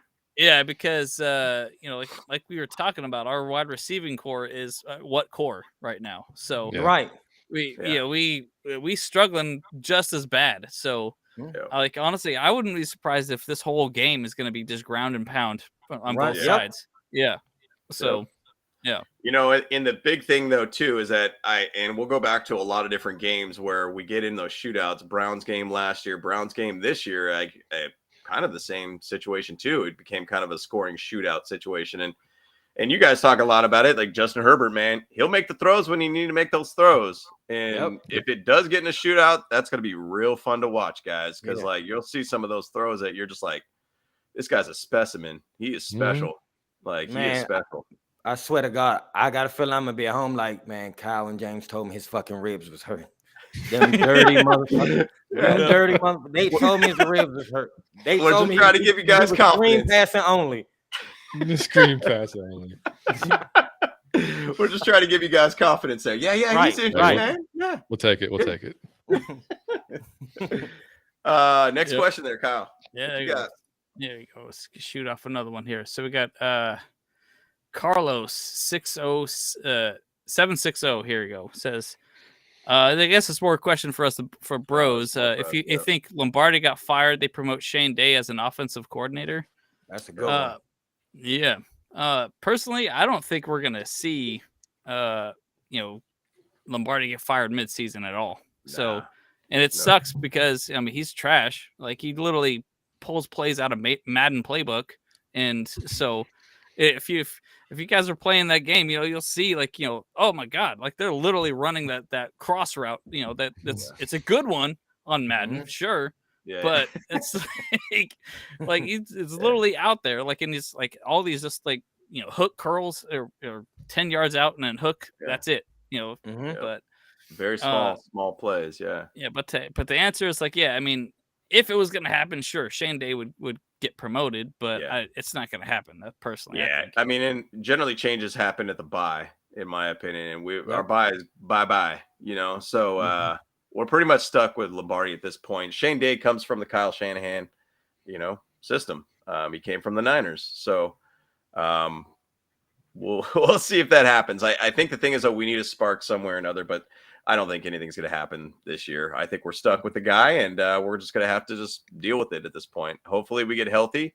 Hopefully we find a spark. Hopefully we just become a better team all around offensively. Because, I think that's what's really killing our defense. That's why it's making our defense score. I think we're allowing 28 points a game, I think, right now on our defense, which is second to last in the league. It's bad. That's why I say I think this could be a very high scoring game for us. Because we're if our offense is stagnant, and especially if you guys go up 14 real quick, it's going to end up being some scoring fest here. So it's going to be an interesting one, man. So if we come out flat, it's going to be, get rid of everything that we thought we were going to go in this game and just screw the defense. Let's just go ahead and throw the ball downfield. Keep going. Keep throwing it downfield. You're going to have to throw 50 more. Yep. Exactly. Yeah. Exactly. And he's still got injured ribs, Mike, by the way. Yeah. He's still got And the McRib is back, which just reminded me, ladies and gentlemen. Go get a McRib. Go to your local McDonald's. We're got a little plug going on here, guys. Yeah, grab the McRib. We call it just ribs over here. Just ribs. Just ribs. That's great. Oh man. All right, here we go. I guess this is one for you here, actually. Why y'all give up on Calvin Ridley? I love Calvin Ridley. His footwork is like no one I've ever seen. I'm a big fan, but I don't think he fits with the new coach. He's part of the old regime. I love Matt Ryan, but he didn't fit with the new coach, with the new energy. We have a manly coach that our whole team's knock over the years was we soft and we give up. And we finally got a do-at coach who isn't gonna bake you cookies, isn't gonna say, great job, you will do it the next time. I always bring this up. If you watch Bill Belichick, when somebody drop a pass, he don't even look at you when you come on the field. He'll make your ass sit down. And I don't want to talk, man, just sit your ass, like, I'm disgusted. We have had coaches that want to give you a hug and a high five and tell you it'll be all right. And here goes some gingerbread cookies and some butterscotch candies. And we don't need that shit. We need a manly coach. And you can see our team taking on his personality. And they not soft no more. And they do fight to the end. All the games this season, if y'all been watching the Falcons, we fought to the end of the game. That's so rare for us. If we won or lost, we went to the end of the game. And so Calvin is just part of the old regime. I would have loved to keep him, but he's not a big receiver. And that seemed like all he wants is big, tall, tough receivers that can catch it in traffic and who can run block. So that's not Calvin Ridley. Makes sense. Yeah. And I think he got a really short end of the stick with his suspension. I think that was He's great, man. Yeah. Yeah, you got, I mean, that's a whole other conversation, but you got domestic violence getting 4 games and 6 games, and you got guys $1,500 a year. Come on, man. Like, come on. Yeah. Ridiculous. It's cool. Yeah. But yeah, I mean, Mike said it though. It's the same thing. I mean, I'm probably top 3 route runner really in the league. Yes. I mean, like the guy's amazing when it comes to that. But like he said, I mean, just doesn't fit really this scheme the way that Arthur wants to run the offense. The run blocking is such a big thing. He's not a big guy. I mean, he's 6'1", 185 pounds. So it's it's just that's, and he's not going to be. He can go somewhere and be a number 1, number 2. Just not in our offense. That's the whole thing. So makes sense. Makes sense. Yeah. You guys got a couple extra picks out of it, so hey, it works out in the end for you guys. True. Jags are thinking for the future. Mm-hmm. Yeah. Next question there, Kyle. Next question. Here we go. Another one from the same guy. Why y'all stop the Dirty Bird celebration? Oh, we're still doing it. We're still doing it. Look there it is. Yeah. We're still doing it, buddy. We haven't given up on that. It's the Dirty Bird. Come on, man. Kyle, giving up on that. I just did it, man. You know what? Before I get in the shower, I'm doing it. Before I get in the bed, I'm gonna do it. When I wake up in the morning, I'm gonna do it. I'm gonna do it at a funeral, at the dentist. Come on, man. I didn't give up on that. It's a great celebration. Pitts tried to do it. He did like a version of it in the end zone when he scored. Like, it was good. It was a good attempt. Yeah, we're still doing it. Yeah, still doing it. That's fantastic. That's fantastic. I like that. Okay, we got a third question here from Aether here. Yeah, man. I think that this was his last one. I think he may have had a follow up later, but we're running along on time though, so Yep. My third question is: will the Falcons defense blitz Herbert more than 55% of the time in the game? No, definitely not. Simple as that. Nope.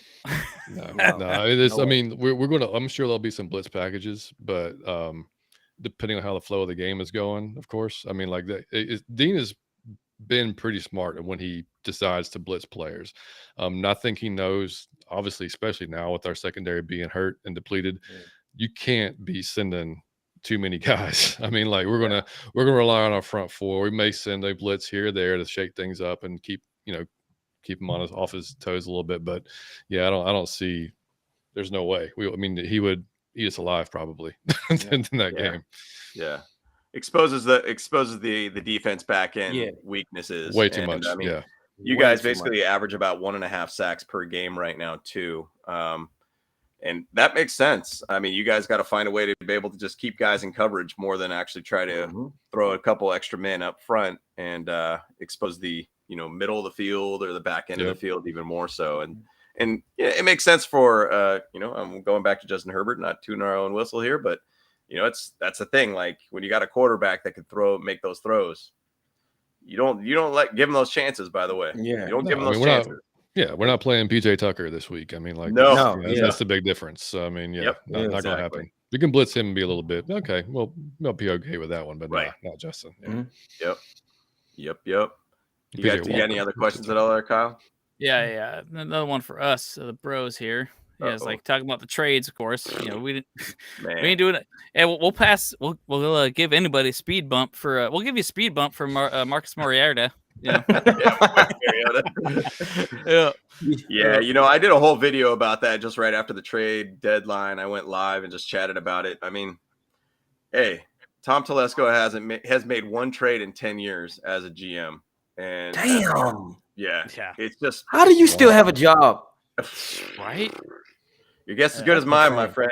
I think it's kind of he might be just a yes man, So owners are cheap and they spend a lot of money in the offseason. Yeah. But they just don't want to spend more, and it's not like we got a ton of cap space either at the same side. But, at the same side, we got a lot of injuries that it would have been kind of nice to have a little bit extra spark somewhere. So it is what it is, man. But no trades, man.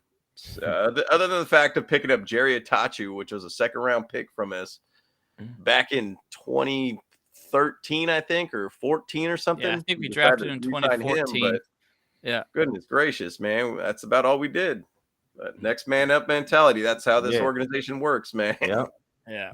So terrible. Did the Falcons do any moves in the before the deadline? Ridley?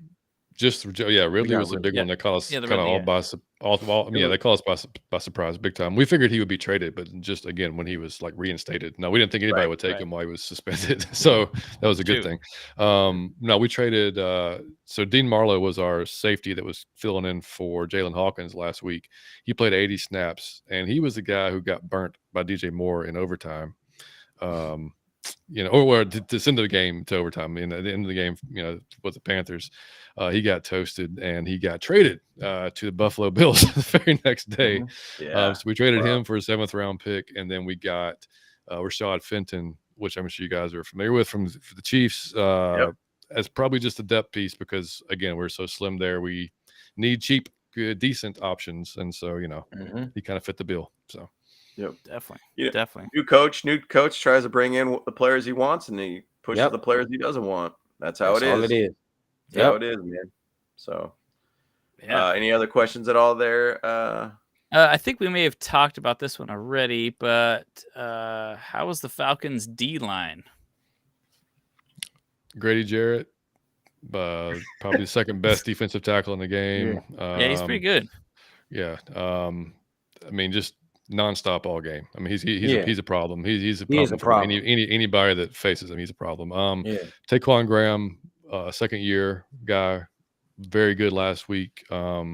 Still learning. Edges, Ebiketie, rookie out of Penn State. He's so close, man. Like he's gotten so close so many times this year. He's getting there. Lorenzo Carter, a little longer in the tooth. We got him from Georgia boy, but we got him from the Giants last year. He played pretty well his last 4 or 5 games that he wasn't hurt. So that's our starters. The rotational guys are pretty good. I mean, like they're big bodies to fill up the middle. I mean, like it's like you just said the stat, like what 1.5 sacks a game, something like that. So it's nothing. We don't generate a ton of pressure with our front four. We will get a sack or so every now and then, but Grady's damn near doubled every time. So it's kind of that's definitely not a strength other than those couple of guys. Yeah, got it.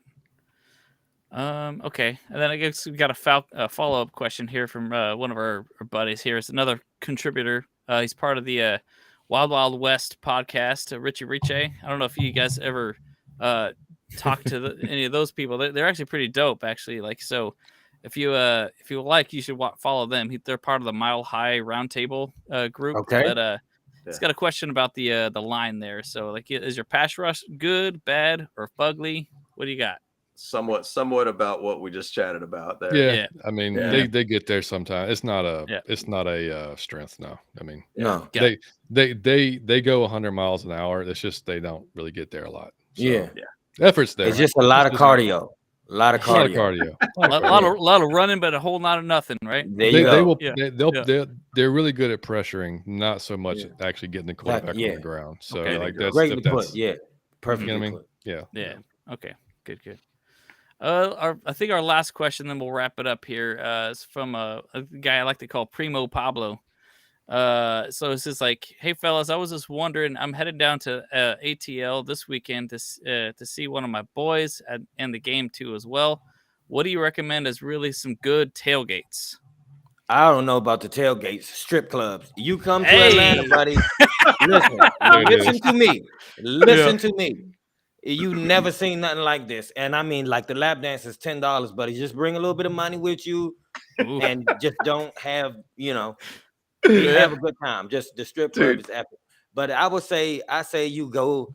What did you recommend? Some really good. I don't know about the tailgate. I say you go to a restaurant and you get some Southern cooking, buddy. It's nothing like. I can imagine. It's nothing like it. And it's cheap. It's not going to cost you a lot, but you need to come in and have a great time, but just don't wander off at night. Just strip clubs. I'm telling you, man, it will blow your mind. I don't care if you lose the game. You will have a great fucking time, buddy. You're going to Dude, right. It's funny you say that, though, because I believe I was at the Chargers tailgate and I was at the Monday night game against the Broncos, and somebody was saying, I'm going to be going out to Atlanta. I don't know if I want to say it might have been some sort of bachelor party situation, but he's like, man, I'm ready for them strip clubs. That's the first thing he said to me. And so it must be fire out there for some reason, man. I'm dude. They all get in trouble here for that, man. Everyone. They all get in trouble. And you hear Magic City for a reason. Yeah. Hey, listen, I'm gonna try to tell you something. It's so serious to me. I got a strip pole in my house, and I can turn the camera right now. I strip pole in my house. I'm not playing. It's right here beside me. Like, I get the light on. It's the real pole from the club. I've spent hundreds of dollars. I don't joke around. Just come here. You don't come to Atlanta without skipping the strip club. Oh man. Mike's Dang, dude. Mike's a connoisseur when it comes to that. Shoot. Hey, bro, James, what are we doing out here, man? We got to go to that game. You got to come down. I'm trying to tell you. Yeah. I'm booking that ticket right now. Let's go. Yeah, book my ticket. Hey, let's have a good time out there, man. Yeah, I'm trying to tell you, man. But the Vault Bros are always welcome in Atlanta, man. Just know that's right. That's right. But seriously, if he's going, check out the Tailgater Guide online, Atlanta Falcons. If you just search that, it's got everything, man. It's got where they're at, where they're located, if you're flying in, ride shares, all that shit. Like, and there's a lot of good ones, like where you go. There's guys out there, man, cooking ridiculously good ribs and barbecue and all kinds of stuff. So it's a good vibe. Man, and they friendly as hell, man. Everybody's cool as hell, man. Everybody's cool as hell. You introduce yourself, it'll be all love, buddy. If you guys ever go to SoFi too, just go to Thunder Alley in the pink lot. And I would love to go to SoFi, man. Yeah. That stadium is incredible. That was the first time I went there. It was on that Monday night Broncos game this year, and it's just an experience, man. I know it. Absolute experience. Like, that is an LA experience, in my opinion. Like, I was a season ticket holder for San Diego, never saw anything like that. Like, that is an experience there, man. So you guys, if you guys get out there to SoFi, go to that pink lot, Thunder Alley. You're gonna have a great time, dude. Great time. And by the way, just talking about food out there in Georgia. So I had a layover and every time. Well, let me go back to this. In LA, I used to always go to Roscoe's Chicken and Waffles all the time, and that's the jam, man. It's sleepy food. After you eat that, you're done. Yep. You're ready to go to bed after that. But I remember I was at a layover in Atlanta, and I heard about Ludacris's restaurant there, Chicken and Beer, I think is what it's called. Yeah. Okay. Woo, man! I saw that Chicken and Waffles. I'm like, yep, I'm ordering that. Dude, I think about that Chicken and Waffles all the time, still, my friend. Because it was one of the best chicken and waffles I've ever had in my life. And I can imagine it only is from what I had at the airport in comparison to what's outside the airport. Yeah, it's better outside the airport. I'm going to tell you, it's a place in Georgia. It's called, it's me and John. will eat this every day. It's called This Is It. It's just soul food. It got a lot of stuff. I mean, it costs about $20 a plate, but me and John would eat it every day for lunch until we started gaining weight and had to stop. Man, they didn't know my name. They just called me White Chocolate every day. Yeah, they did. Yeah. They're like, what does Every this white day. dude keep coming in here for? I'm like, Man, the food's so good. yeah, So good. Good. Just follow me in the Yeah, parking lot, amazing. lady. I don't know him. Yo, I'd be right there with you guys, man. Yeah. I'm all about that food game, dude. Definitely. Food memories to me are major, man. So I'd be down. I'd be down. Like traveling and like, going to restaurants and stuff like that. It's like that's part of the experience. Like, just like 100%. 100%. Yeah. 100%. So that's what you got. Apparently strip clubs got good wings. Apparently, dude, we got the best wings. But you shouldn't even be having your mind. I'm telling you, you won't be hungry. I don't care if your stomach is growling. I know. You get in there, I'm gonna be hungry and maybe thirsty too at the same time. There you know go. what I'm saying? Yeah. You're gonna be way more thirsty than hungry. Just know that. Just don't bring in your ATM card. The amount of money you can spend, you take it out. You leave your card in the house. That's how you do it. Cash only. Be smart Do about not it. bring your card in with you because you spend your rent money in Atlanta. Trust me. That's right. Leave your card at home. Just take out the money you want to spend and leave that card in a sock in your hotel room. You'll be fine. And you might need that sock when you get home. Wise words, buddy. Wise words. That's right, man. Dude, wrap it up here, fellas. Man, I'm excited about this game this weekend, and I think it's going to be a fun one to watch. Like I said, my prediction is that it's going to be a little bit more high scoring than I anticipate. I expect I'm going to have free cardio. My heart's going to be pumping the entire game. Mm-hmm. And I'm excited just for this game all around, man. So, once again, I want to thank you guys being on this podcast. John, Mike, Outta Your Falcon Mind. Man, we love you guys. Exactly. We love you guys. Look, and before I leave, I just want to say this to you, all. I don't know your market for your podcast. So I don't know how many Charger podcasts it is. I don't know who's top ranked or not. I want to tell all the people who play this after they post it and the people who going to listen to me live now. The ball broke, like the production on this shit, and these two guys just are awesome. Like, this is the best Charger pod. I haven't heard the other ones, but fuck the other ones. I'm telling you, the Ball Brothers is the best one.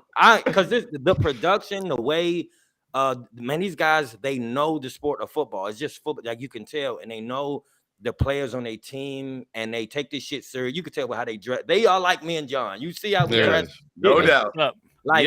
It's just some cool shit all around. So shout out to y'all. And if y'all playing another Charger podcast, stop. Turn it off. Ball Bros all the way. There it is. Yeah, right.